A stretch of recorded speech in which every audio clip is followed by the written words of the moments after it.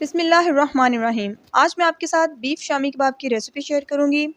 इस रेसिपी को फॉलो करके आपको भी शामी कबाब में से कभी भी बीफ की स्मेल नहीं आएगी। आपने इन तमाम टिप्स को फॉलो करना है और रेसिपी का कोई पार्ट मिस नहीं करना। तो चलें जी, रेसिपी बनाना स्टार्ट करते हैं। सबसे पहले मैंने यहाँ पर प्रेशर लिया है, मैं इसको प्रेशर में बनाकर तैयार करूँगी। यहाँ पर मैंने 1/3 कप ऑयल यूज़ किया है। इसमें अब मैं मसाले डाल रही हूँ। खड़े मसाले, ज़ीरा मैंने 1 खाने का चम्मच लिया है और साबुत सूखा धनिया 1 खाने का चम्मच, 2 पत्ते तेज़पात के, 1 बादियान का फूल, 2 बड़ी इलायची, 2 छोटी इलायची और थोड़े से दालचीनी।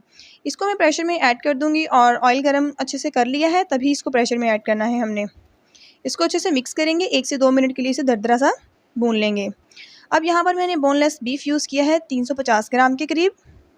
और जी बीफ को मैंने इतना पकाना है कि इसका थोड़ा-सा कलर चेंज हो जाए और कलर चेंज होने के दौरान ये पानी छोड़ेगा और आपने इसको तेज़ आँच पे इतना पकाना है कि जो पानी है सारा वो ड्राई हो जाए। जब ये पानी ड्राई हो जाएगा तो शामियों में से कभी भी बीफ की स्मेल नहीं आएगी। आपने इस तरीक़ा से इसी टिप्स को फ़ॉलो करना है।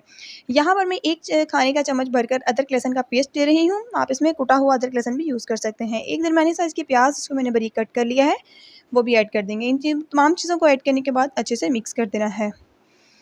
अब मैं इसमें ऐड करूँगी कुछ कुटे हुए मसाले। इसमें मैंने गरम मसाला लिया है आधा चाय का चम्मच, लाल मिर्च का पाउडर आधा चाय का चम्मच, हल्दी आधा चाय का चम्मच, नमक आधा चाय का चम्मच या अपने टेस्ट के अकॉर्डिंग, काली मिर्च आधा चाय का चम्मच और यहाँ पर मैंने साबुत लाल मिर्चें ली हैं 4 अदद। इन तमाम चीज़ों को मैं इस हंडिया में ऐड कर दूँगी और इसको अच्छे से मिक्स कर लेंगे। बाकी आपने अगर कम या ज़्यादा क्वांटिटी करनी है तो आप उस हिसाब से मसाले कम या ज़्यादा कर सकते हैं। इनको अच्छे से मिक्स कर लेना है। इनकी भी 1 से 2 मिनट के लिए भुनाई करनी है। यहाँ पर मैं दाल यूज़ कर रही हूँ, चना दाल 1 पाव के करीब है। इसको मैंने 4 से 5 घंटे पहले भिगो लिया था पानी में। भीगी हुई दाल से ही हमेशा शामी कबाब परफेक्ट किस्म के बनकर तैयार होते हैं। दाल को ऐड कर लिया है और इसे अच्छे से मिक्स कर देंगे। आपने हमेशा दाल भिगोकर ही यूज़ करनी है, डायरेक्ट कभी नहीं यूज़ करनी।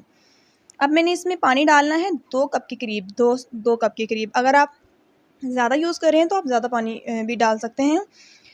पानी मैंने 2 कप के करीब यहाँ पर ऐड कर दिया है और अब मैं इसको प्रेशर लगाऊंगी तकरीबन 20 मिनट के लिए दरमियानी आंच पर। तो 20 मिनट के बाद का भी मैं रिज़ल्ट आपको दिखाती हूँ। ये देखें, माशाल्लाह से दाल भी बहुत अच्छे से गल चुकी है और जो इसमें हमने गोश्त यूज़ किया है बीफ, वो भी बहुत अच्छे से गल चुका है। इसको अच्छा सा मिक्स करेंगे। अब मैं इसमें से जो मैंने साबुत मसाले ऐड किए थे यानी कि तेज़पात वगैरह, बड़ी इलायची और दालचीनी, इन सबको मैं निकाल लूँगी ताकि कि मुँह में ना आएँ चीज़ें। इन सब को निकालने के बाद मैंने इसको चॉपर में अच्छे से मैश कर लिया है और ये देखिए माशाल्लाह से कितना अच्छा मैश हुआ है।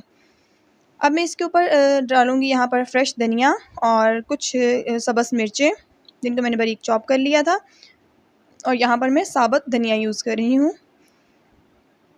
इन तमाम चीज़ों को ऐड करने के बाद आपने हाथ की मदद से अच्छे से इसको मसल लेना है। बहुत अच्छे से इसे मिक्स करना है।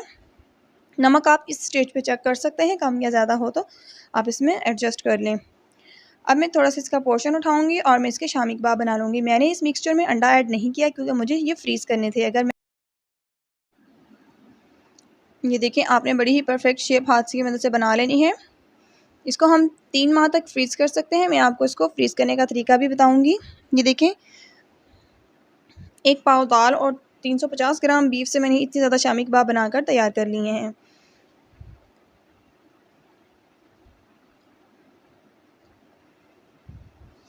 अंडे को अच्छे से फेंट लूँगी मैं।